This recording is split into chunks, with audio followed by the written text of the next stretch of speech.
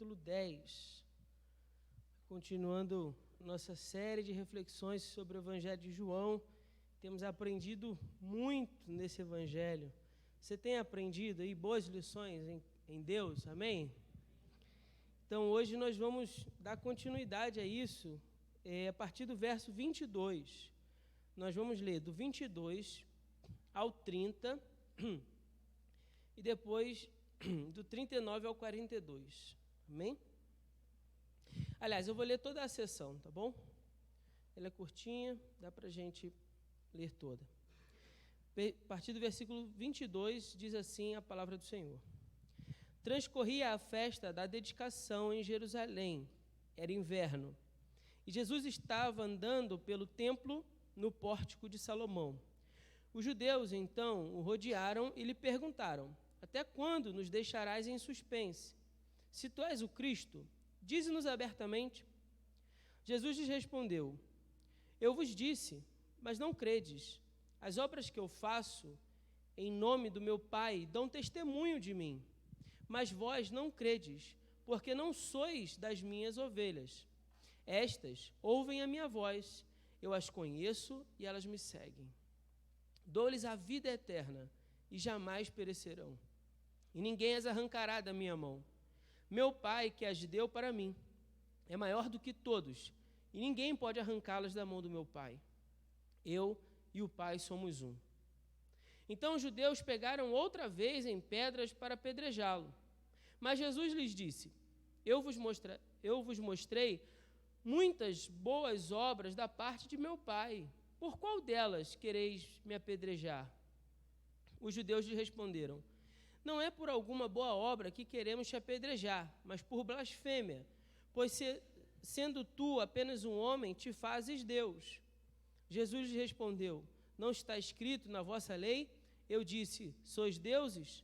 Se a lei chamou deuses aqueles a quem a palavra de Deus foi dirigida, e a Escritura não pode ser anulada, por que então dizeis, tu blasfemas, aquele a quem o Pai santificou e enviou ao mundo, porque por eu ter dito, sou filho de Deus? Se não faço as obras de meu Pai, não creais em mim. Mas se as faço, mesmo não crendo em mim, crede nas obras, para que venhais a entender e saber que o Pai está em mim e eu no Pai. Por isso, procuravam novamente prendê-lo, mas ele escapou das suas mãos. E retirou-se de novo para outro lado do Jordão, para o local onde João batizava no princípio, e permaneceu ali. Muitos iam até ele e diziam: apesar de João não ter feito sinal algum, tudo o que ele disse sobre este homem era verdadeiro, e muitos ali crerão nele. Amém? Mantenha sua Bíblia aberta, mas vamos orar novamente. Pai, obrigado, Senhor, pela essa porção da Tua palavra que nós acabamos de ler.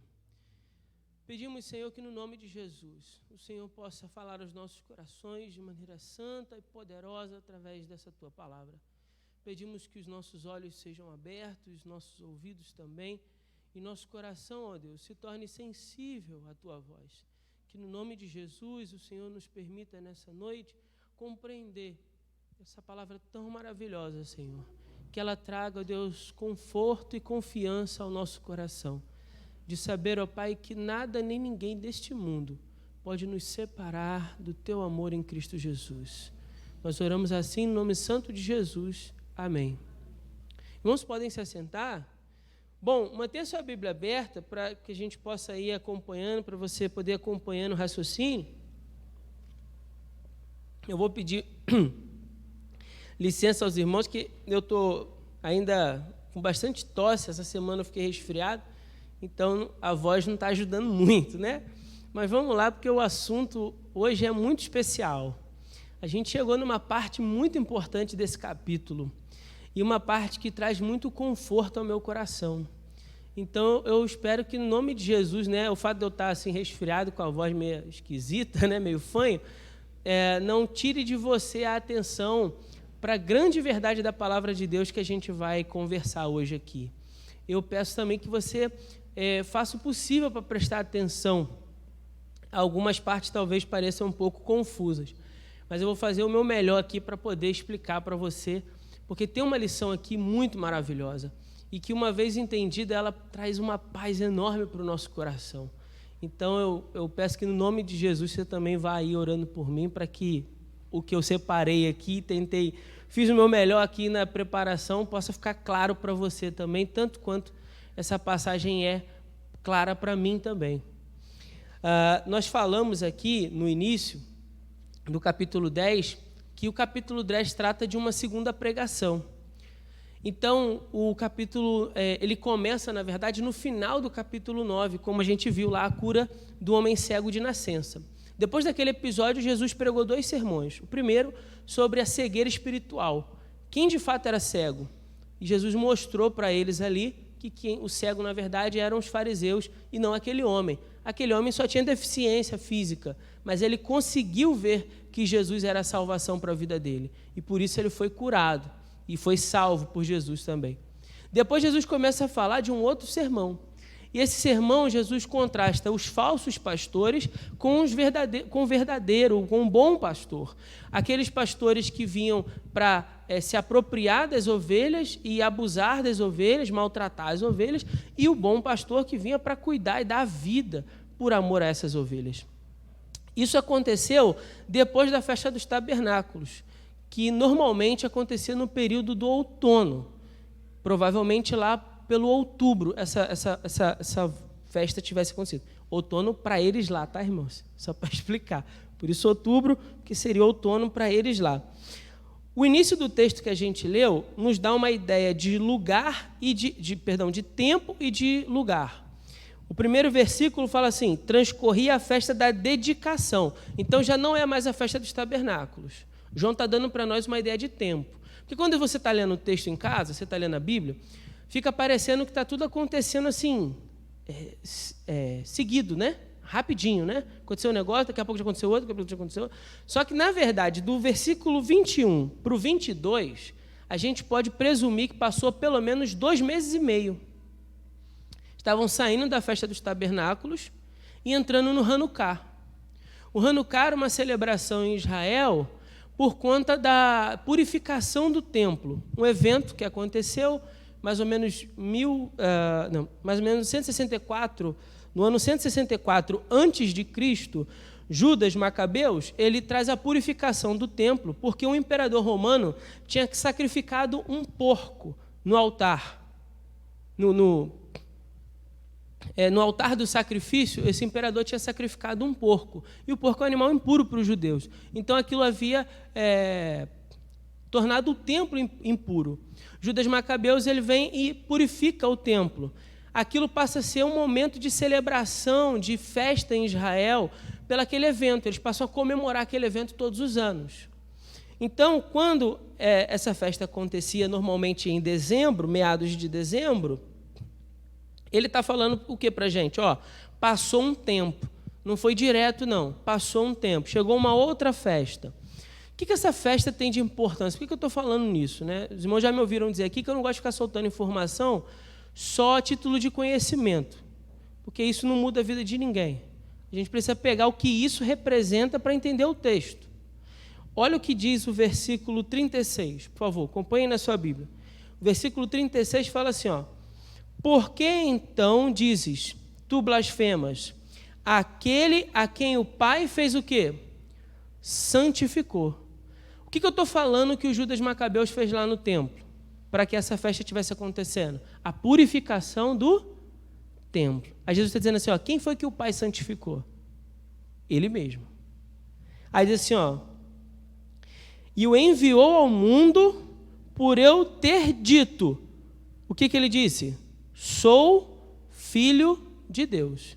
Qual foi a pergunta no início do texto? Vamos voltar. Volta lá para o versículo 24. Qual foi a pergunta? Os judeus, então, rodearam, imagina lá os judeus rodeando Jesus, e perguntam para ele, até quando nos deixará em suspenso? Se tu és o Cristo, dize-nos abertamente. Ok? Perceberam a pergunta? Vamos para o 36, vamos comparar o 24 com o 36. A pergunta do 24 é, se tu és o Cristo, dize-nos abertamente. O que ele fala no 36? enviou ao mundo por eu ter dito o quê? Sou... Vocês estão junto comigo? Amém? Está aí na Bíblia de vocês isso também? Então, Jesus aqui no 36 está respondendo abertamente, claramente ou não? Sou o Filho de Deus, essa é a afirmação. Sou o Filho de Deus. Então, guarda isso para a gente entender esse texto. Jesus está respondendo aqui claramente. Claramente. Mas será que o problema é falta de informação? Será que o problema é só mais informação que eles precisam? Não é isso. Então vamos voltar. Vamos dar um passo para trás novamente. Primeiro eu disse para você o quê? João está nos dando um tempo, está nos localizando no tempo. Transcorria a festa da dedicação. Passaram 2 meses e meio. Depois João nos dá um lugar. Ele fala, Jesus estava andando no pórtico do templo de Salomão.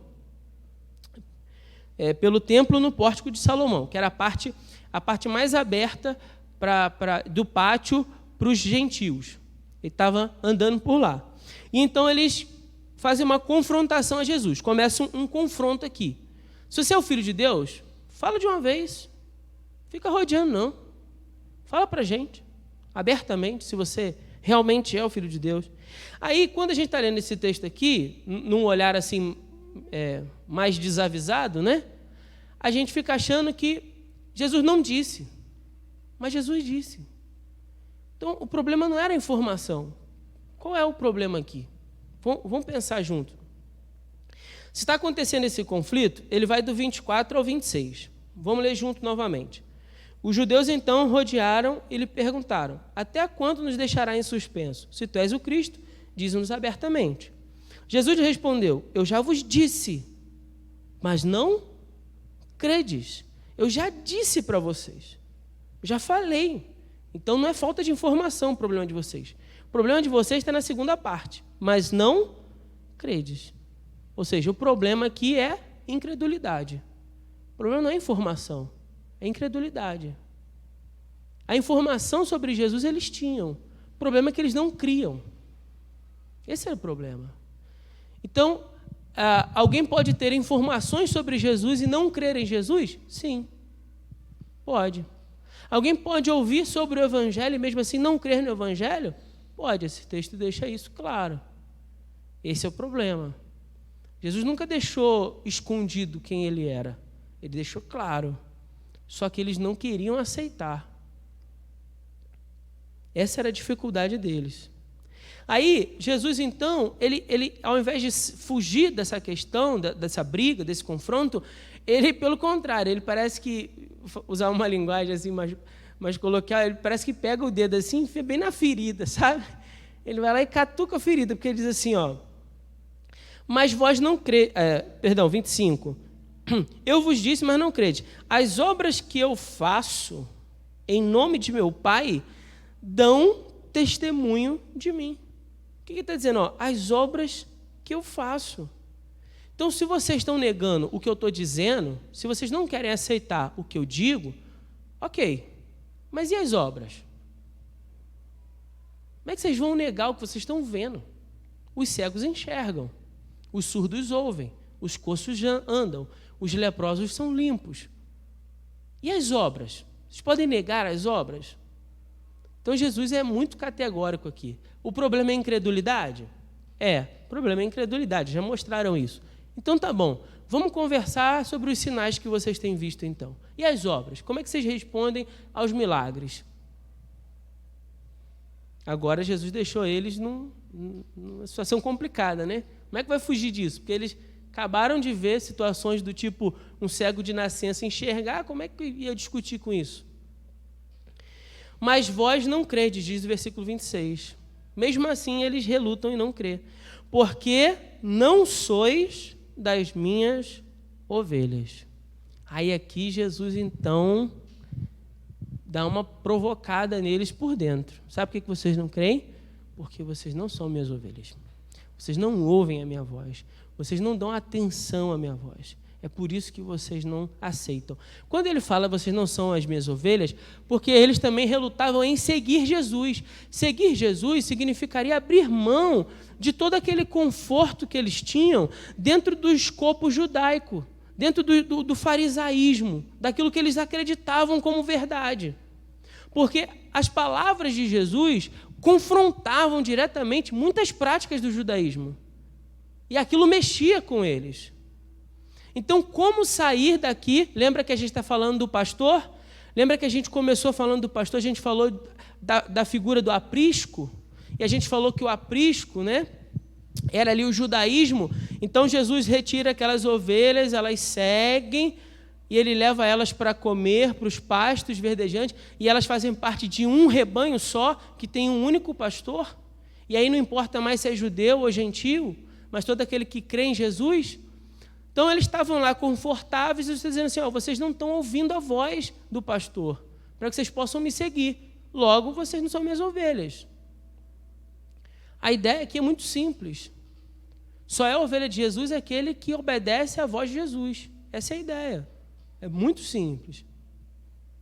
Agora, quando, então, a gente chega no versículo 27... Só uma observação. Quando ele diz esse versículo 26, então, mas vós não credes, porque não sois das minhas ovelhas, Jesus também está dizendo que eles não estão enxergando aquilo que o bom pastor está mostrando, que ele já disse que ele é.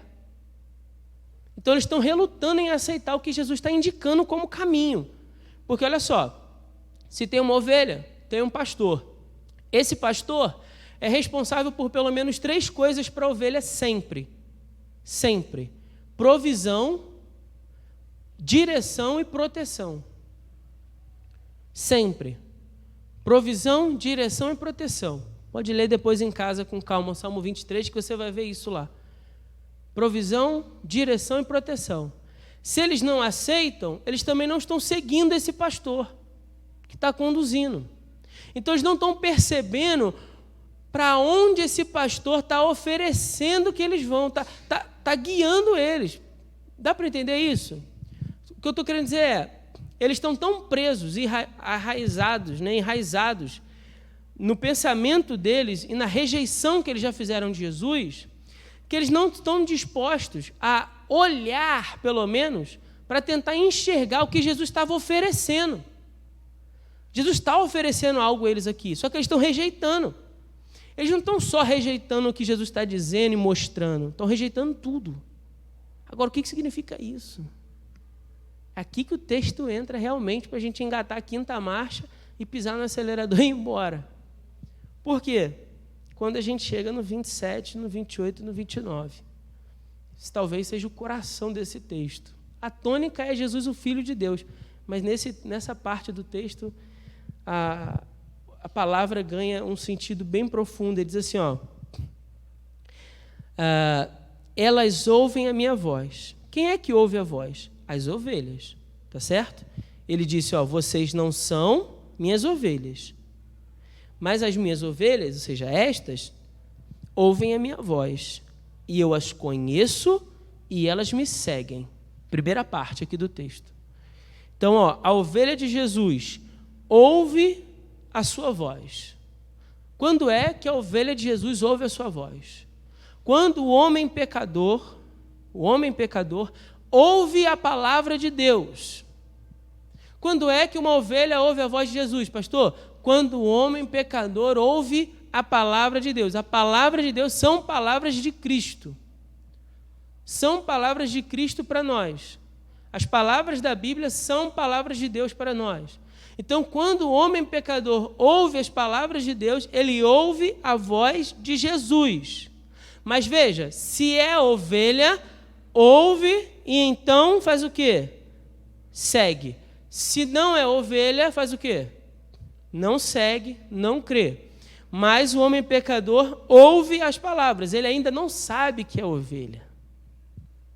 Ele ainda não sabe. Mas ele ouve as palavras de seu pastor. E nesse momento, então, quando ele ouve a verdade do Evangelho, ele descobre que Jesus morreu pelos seus pecados. De que o bom pastor, de fato, deu a vida pelas ovelhas. Aí ele pensa, opa, então essa voz é a voz daquele que me chamou. Ele morreu por mim porque me ama. Então, o pecador cai em arrependimento. E no que cai em arrependimento, convencido pelo Espírito, ele então crê em Jesus. Então, o pecador ouve o Evangelho, percebe que Cristo morreu pelos seus pecados, arrepende-se dos seus pecados, crê em Jesus, e quando ele crê em Jesus, ele recebe a vida eterna. Ele recebe. É isso que quer dizer, ó. Ouve a minha voz e eu as conheço. Há uma intimidade, há uma ligação entre o pastor e essa ovelha, tá certo? Há um relacionamento profundo de conhecimento. Não é só conhecer de saber quem é, mas é um conhecer de intimidade. Então há uma relação de intimidade e ela passa o quê? Passa a seguir. Aqui ele fechou. Vai seguir. Esse homem pecador agora, que ouviu a palavra de Deus, reconheceu que o bom pastor morreu pela sua vida, arrependeu dos seus pecados e creu, recebe a vida eterna, vai seguir o seu pastor para onde ele for. Para onde ele for, ele vai seguir. Agora ele vai seguir porque ele é ovelha. Ele é ovelha. Bom, após reconhecer Cristo como seu Salvador, o pecador, então, agora passou a tornar-se uma ovelha do rebanho. Para onde esse rebanho for e esse pastor for, seguindo, né, dando orientação ao rebanho, ele vai seguir. Estamos juntos até aqui? Primeira parte mole de entender, né? Facinho. Ok? A dificuldade vai estar nessa segunda parte. Já vou avisando logo. Mas essa parte é fácil. Acho que a maioria dos irmãos aqui já entende isso bem. Quando é que você passou a ser ovelha de Jesus? Tá certo? Nesse processo aconteceu na sua vida e na minha, amém? Amém? Se não acontecer, ainda vai acontecer no nome de Jesus. Agora, o 28 mostra uma segunda etapa disso. Que ele fala assim, ó, dou-lhes a vida eterna e jamais perecerão, e ninguém as arrancará da onde? Da minha mão. O que Jesus está explicando aqui agora? Primeiro ele explicou como é que você se tornou ovelha. Agora ele está explicando a segurança da ovelha. A segurança dos salvos. A segurança dos salvos. Vamos dividir esse versículo para a gente poder entender? Para ficar mais didático. Primeira parte do versículo está: dou-lhes o quê? Vida eterna. Então, por definição, se essa vida é eterna, ela não tem fim. Sim ou não? Se é eterno, não pode ter fim. Certo? Então, se acaba, não é eterno. Se não acaba, aí é eterno. Ok. Bom, entendemos isso. Se é eterno, e por definição aquilo que é eterno não tem fim, não pode ser condicional. Como assim, pastor? Não pode estar ligado a uma condição. Vou dar um exemplo. Se está ligado a uma condicional, ó, é eterna desde que aí não é mais eterno. Porque em algum momento sugere que vai fazer o quê? Vai acabar. Se a condicional for tocada, né? Se acontecer a condicional, pronto, encerra-se o eterno. Mas não é isso que ele está falando. Ele está falando de uma vida eterna. Se ela é eterna, ela não tem fim. Para que ela não tenha fim, ela não pode estar ligada a nenhuma condicional. O que eu estou dizendo aqui é muito sério, mas eu vou explicar isso. Não pode estar ligada a nenhuma condicional. E calma, porque eu não estou dando um bilhete aqui, igual já teve vezes de falar isso, você está explicando sobre isso, aí vem alguém e fala assim, então o pastor está dizendo que pode fazer tudo, liberou geral. Não estou dizendo isso. Já vou deixar claro. Não é isso que eu estou dizendo. Tá certo? Mas eu vou explicar essa parte só no final, para não estragar o sermão. Então vamos seguir o raciocínio do texto. Fato é que Jesus falou, dou-lhes a vida eterna. Dou-lhes a vida eterna. Se é eterno, não pode ter fim. Não sou eu que estou dizendo, é a palavra. Se não tem fim, não está ligado a uma condicional. Porque tudo que está ligado a uma condicional tem um fim, desde que essa condicional seja afetada. Exemplo, você é livre, desde que não cometa um crime. Se você cometer um crime, você vai o quê? preso, perdeu sua liberdade. Está ligado a uma condicional, sim ou não? Então, não é disso que a gente está falando. Deu para entender agora? A gente não está falando disso. A gente está falando de algo que nós recebemos e que não há condicionais para isso. Ponto número 1. Ponto número 2. Dou-lhes. Se Jesus dá para as suas ovelhas, se algo que Jesus dá para as suas ovelhas, é uma dádiva. É uma dádiva. É algo que a ovelha recebeu. Não é algo que a ovelha conquistou. Certo? Não é algo que a ovelha mereceu. É algo que o pastor quis dar para ela. É uma dádiva. Vida eterna é uma dádiva. Vida eterna é obra da graça de Deus. O favor imerecido de Deus.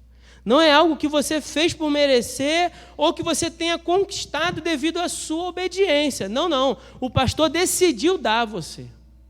Ele decidiu. Eu não recebi pelas boas... E aí entra a complicação. Então, estou te explicando o detalhe e a complicação depois.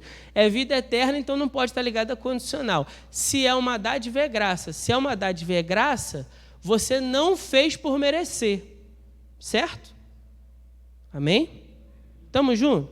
Se ficar confuso, coça a nuca, porque eu sei que a coisa vai piorar ainda um pouquinho antes de melhorar. Então, coça a nuca assim que eu vou tentar explicar de outro jeito. Se é uma dádiva, eu não fiz por merecer. Se eu não fiz uma boa obra para merecer receber, não é uma má obra que vai me tirar. Deu para entender isso? Ou mais ou menos? Vou repetir. Se não foi uma boa obra, por exemplo, o Marçal me deu esse copo d'água aqui porque eu mereci, eu ajudei ele num determinado momento.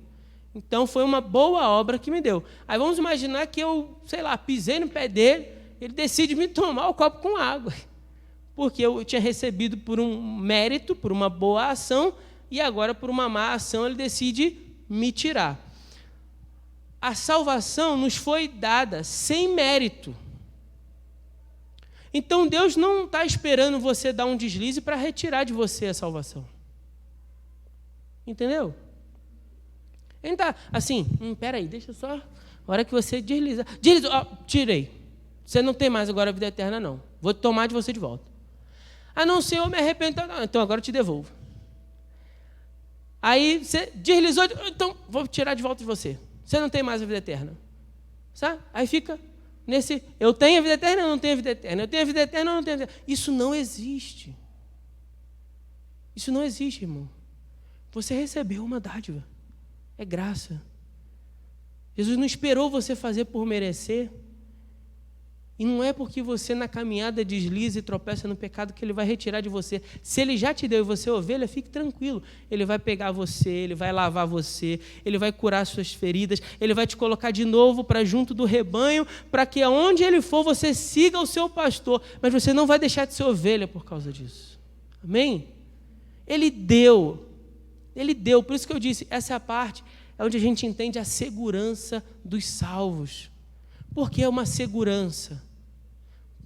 Porque eu estou seguro de que recebi a vida eterna. Eu não estou nessa preocupação de ganhar e perder. Recebi a vida eterna por dádiva, por graça, por obra dele, não minha. Quando a gente entende isso, a gente entende que eu não fiz por merecer, mas pelo que o meu pastor fez por mim. E esse pastor chama-se Jesus. Ele deu a sua própria vida pelas ovelhas. E com isso, então, ele pagou o preço por elas, pelo seu sangue. Ele as comprou. E elas são dele, propriedade dele. Então, ele decide, dou-lhes a vida eterna, uma vida que não tem fim. Não tem fim. Aí, ele é categórico na segunda parte, quando ele diz assim, jamais perecerão. Jamais perecerão. A palavra aqui, perecerão, traduzida, no português para perecerão, é apolume, que é a mesma palavra que vai aparecer em João 10:10. Quando ele diz assim, o ladrão vem somente para roubar, matar e a palavra que está lá no grego é apolume, para destruir, para essa aniquilação. Então é um contraste aqui de Jesus falando assim, olha, os falsos pastores vêm para matar, roubar e destruir. mas o verdadeiro pastor vai fazer com que elas jamais sejam destruídas. Jamais sejam destruídas. É uma promessa. Veja que está apontando para o futuro. Jamais o quê? Perecerão. Futuro. Apontando para o futuro. Você entende isso? É uma promessa, certo? Jesus pode mentir? Não. Se Jesus não pode mentir e essa é uma promessa, então essa é uma promessa verdadeira, sim ou não? Pronto, fechou a régua. A gente poderia parar aqui.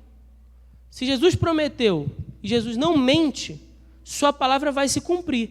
Jamais o quê? Seremos destruídos. Acabou. É isso. Não tem o que dar um triplo mortal carpado para dizer que o texto não diz o que diz. O texto diz isso. Essa é a segurança dos salvos. Quem foi salvo entende isso. Porque o Espírito Santo nos confirma que nós fomos salvos em Cristo Jesus. Recebemos dele o dom, a dádiva da vida eterna, para que jamais sejamos destruídos. Paulo vai falar isso lá em Romanos. Marca aí a sua Bíblia, João 10, que a gente vai voltar ainda, mas vamos lá em Romanos, para ver como é que Paulo escreve isso em forma de poesia, né? Romanos, capítulo 8, a partir do verso 35. É uma promessa feita por Jesus, então, que as suas ovelhas jamais perecerão. Então, se é uma promessa, ela não pode ser quebrada. Paulo entendia isso bem, que alguém que está em Jesus jamais irá perecer. Você já abriu Romanos capítulo 8? Sim. Mas aqui, antes de eu ler, deixa eu só ler a parte final do versículo aqui que eu não li. E ninguém as arrancará da minha mão. Ó, dou-lhes a vida eterna e jamais perecerão. E a última parte é, e ninguém as arrancará da minha mão. Quem pode nos arrancar da mão de Jesus? Tem certeza? Ninguém. Então, o diabo não pode? Os demônios não podem? As dificuldades da vida não podem? Os falsos ensinos? Pecado? Tentações? Ninguém mesmo, nem os anjos, ninguém. Existe alguém que seja maior que Jesus? Que possa fazer força com Jesus para te arrancar da mão dele? Então, se é ninguém mesmo, né? Ninguém as arrancará da minha mão. Aí olha o que Paulo então fala em Romanos. Acompanhe na sua Bíblia a partir do verso 35. Ele diz assim, ó, quem nos separará, e aí eu vou parafrasear aqui, da mão de Cristo? Tribulação não separa. Angústia não separa. Perseguição não separa. Fome não separa. Privação não separa. Perigo não separa. Espada não separa. Como está escrito, por amor de ti somos entregues à morte todos os dias. Fomos considerados como ovelhas. Graças a Deus por isso. Para o matadouro. Mas em todas essas coisas somos mais que vencedores por nossos méritos, pela nossa força, porque a gente é mais santo do que quem está lá fora, porque você veio para a igreja, você é melhor do que o pessoal que está lá fora no mundo? Não, por meio daquele que nos amou. Aquele que nos amou não nos deixa nada arranque das suas mãos, e ele garante que isso continue. Não é a minha força mais, irmão. A partir do momento que eu sou ovelha, eu agora estou ligado no modo Jesus. Não é mais a minha força que vai me garantir a salvação, não. É porque eu estou em Cristo. Então, por meio daquele que nos amou, ele fala assim, sou mais do que vencedor, pois tenho certeza de que a morte não separa, a vida não separa, os anjos não separam, autoridades celestiais não separam, nem coisa do presente, nem do futuro não separa, nem poderes não separa, nem altura não separa, nem profundidade não separa, nem qualquer outra criatura poderá nos separar do amor de Deus que está em Cristo Jesus, o nosso pastor. Por isso que o salvo não perde a salvação. O salvo não perde a salvação. Essa é a segurança dos santos.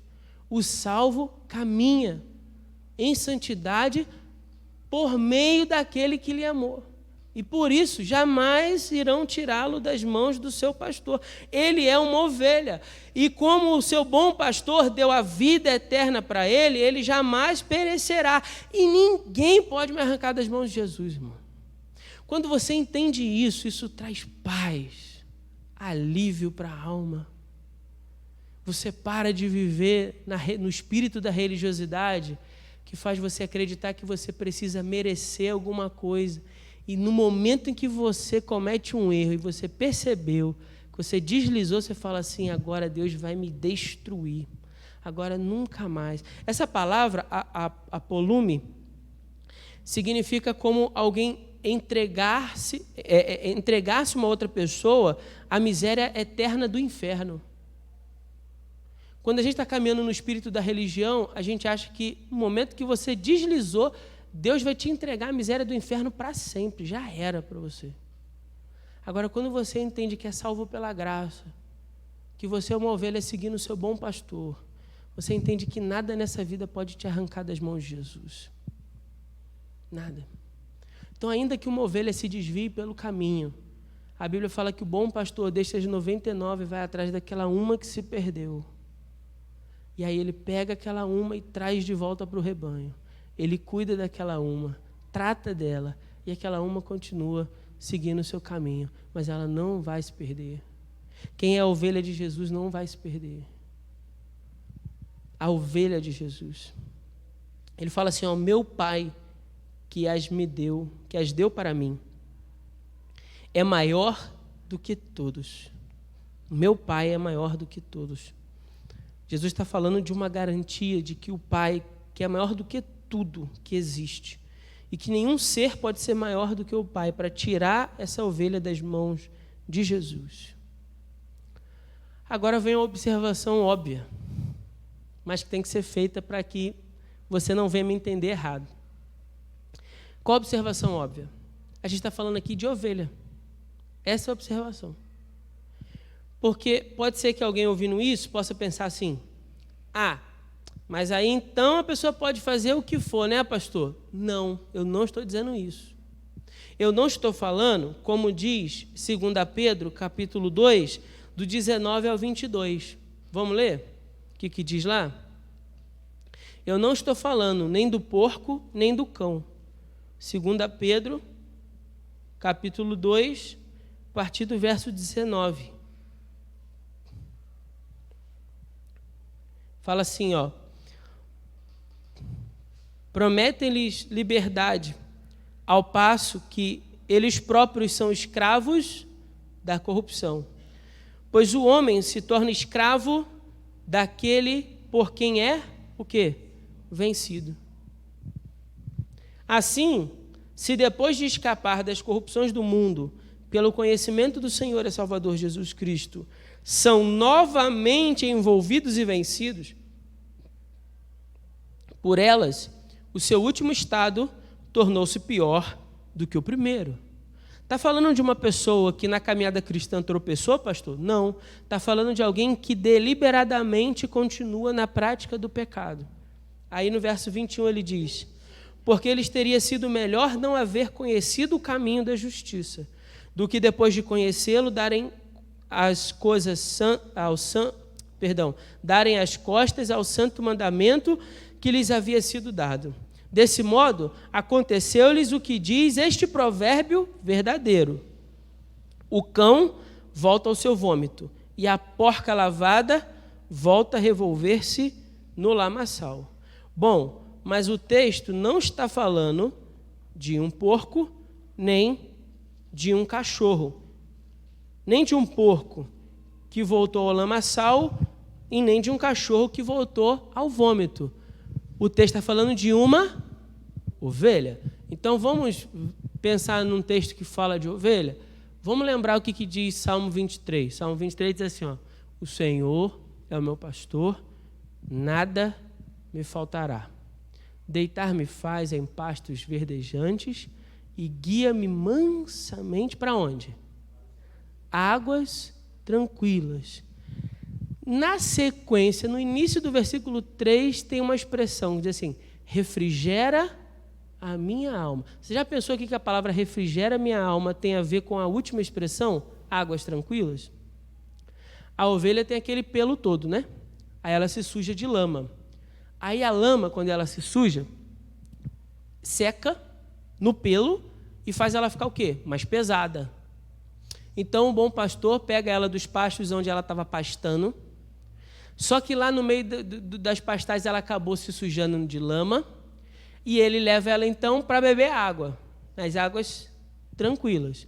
Como são águas tranquilas e a ovelha é um animal que se assusta muito fácil, aquele pastor pode aproveitar a oportunidade e pegar aquela ovelha que está suja de lama, que a sua caminhada ficou mais difícil e pesada por causa da sujeira, e então conduzir ela para dentro da água para que ela possa ser o quê? Lavada. A partir do momento que a ovelha é lavada, aquele peso excedente, né, saiu dela, o que vem? Refrigério para a alma. Eu preciso explicar a analogia ou já não está claro o suficiente?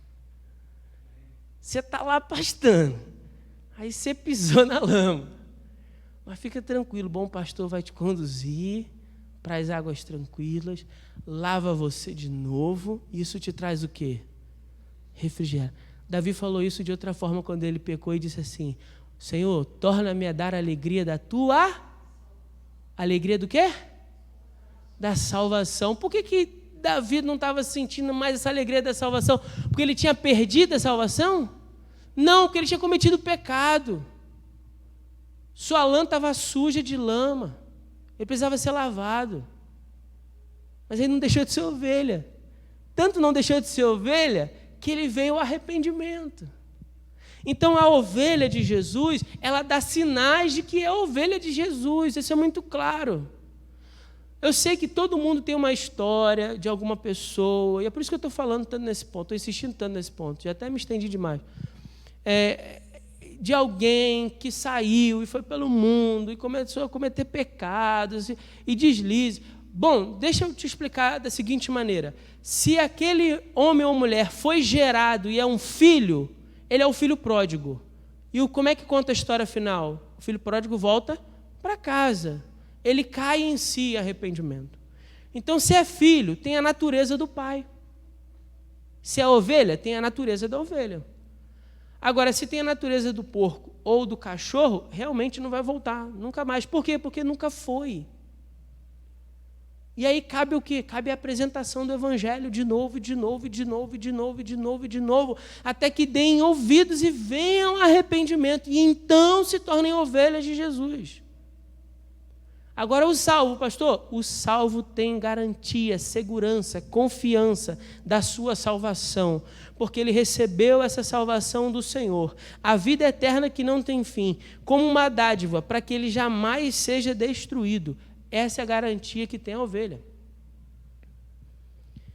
Para a gente terminar lá no final, o texto, eu quero só fazer uma observação aqui que eu anotei, que eu achei muito interessante isso no texto, não queria sair sem falar disso. Ele diz assim, versículo 39, por isso procuravam novamente prendê-lo, mas ele escapou das suas mãos. Retirou-se de novo para outro lado do Jordão, para o local onde João batizava no princípio. A partir de agora, a coisa vai começar a ficar bem difícil no Evangelho de João. E é interessante o fato de Jesus voltar para onde tudo começou. E aí ele vai falar assim...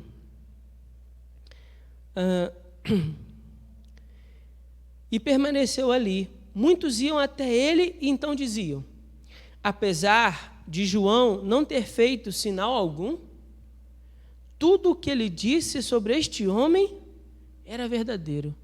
É interessante, né? João morreu já há um tempão aqui e continua indo o testemunho de João levando pessoas a Jesus.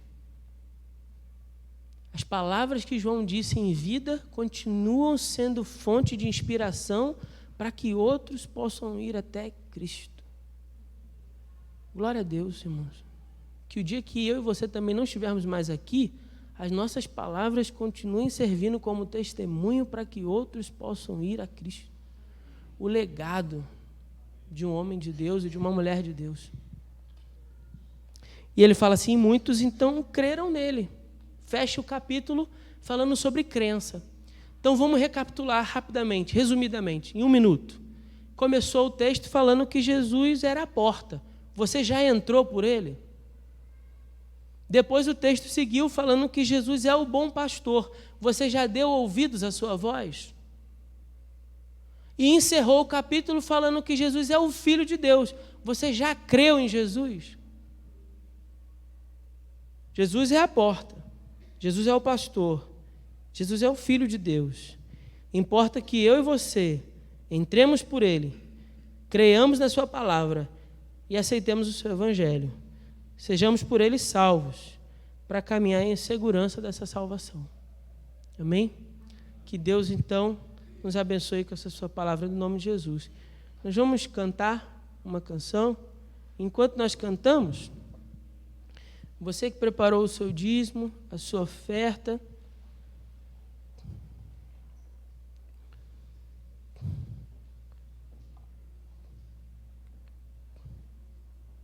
poderá trazer até o altar. Tá.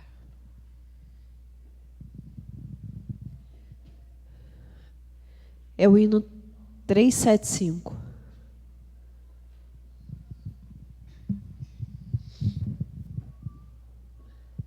Irmãos, a gente vai fazer uma pequena modificação nessa música. A primeira frase diz: não, aqui já está como eu queria que ficasse. É porque no cantor cristão a palavra certa é vivo, feliz, pois sou de Jesus. Nós vamos cantar que segurança sou de Jesus. Tá bom? Que segurança sou de Jesus.